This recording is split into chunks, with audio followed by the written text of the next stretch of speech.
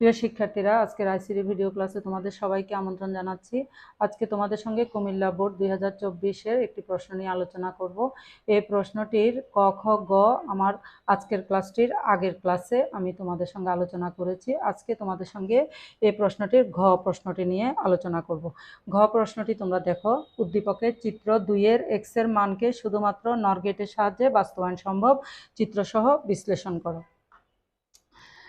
তোমরা এখানে ছবিটি ভালো করে দেখো আগে, তারপরে তোমাদের বইতে মৌলিক গেট এবং যৌগিক গেট, 3টি মৌলিক গেট এবং 2টি যৌগিক গেট আছে। এর বাইরেও তোমাদের 2টো বিশেষ গেট আছে, তোমরা জানো। একটি হচ্ছে এক্সঅর গেট আর একটি হচ্ছে এক্সনর গেট।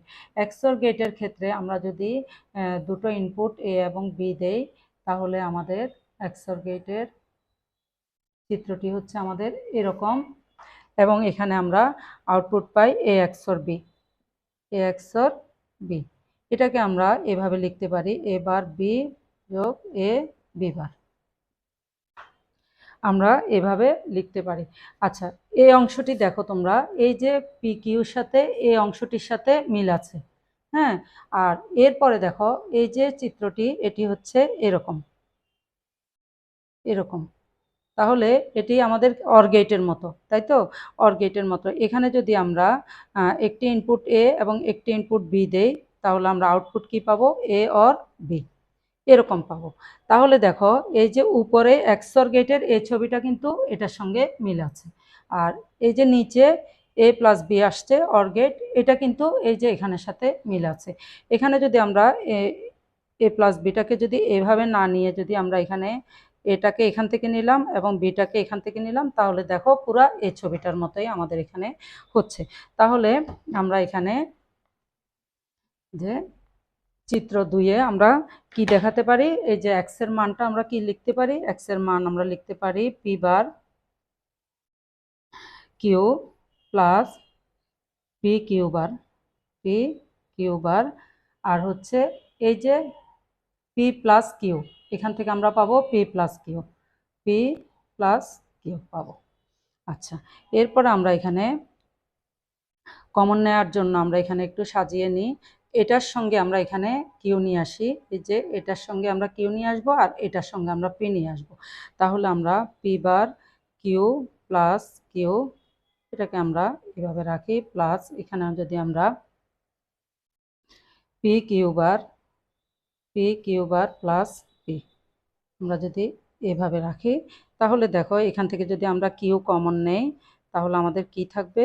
পি বার প্লাস 1 আমাদের কমন থাকবে। আর এখানে যদি আমরা পি কমন নেই, তাহলে আমাদের কি থাকবে?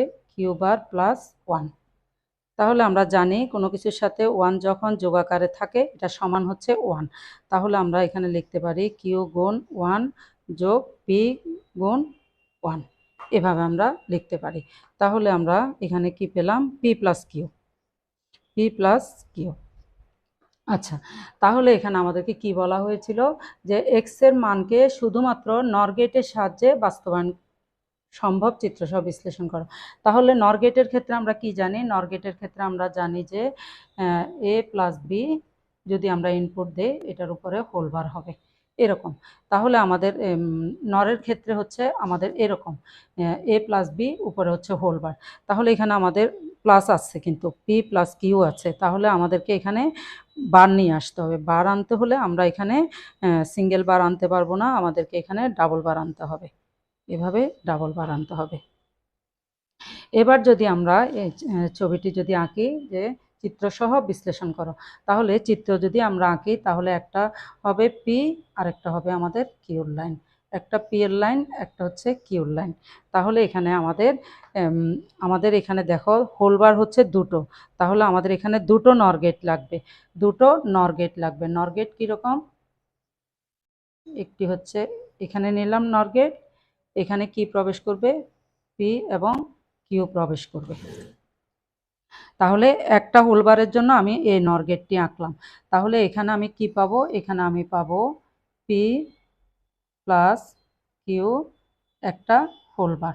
এখন এখানে যদি আমি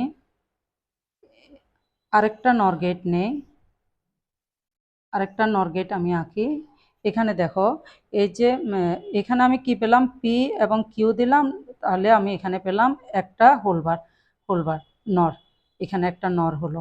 এরপরে এই পি প্লাস কিউ হোলবারটা যখন আমি ইনপুট হিসাবে দিব, তখন আমি এখানে কি পাবো, এখানে আমি আউটপুট পাবো P plus Q double bar, আমি এরকম পাবো। আশা করি ক্লাসটি বুঝতে পেরেছ। আগামী ক্লাসে ইনশাল্লাহ দেখা হবে।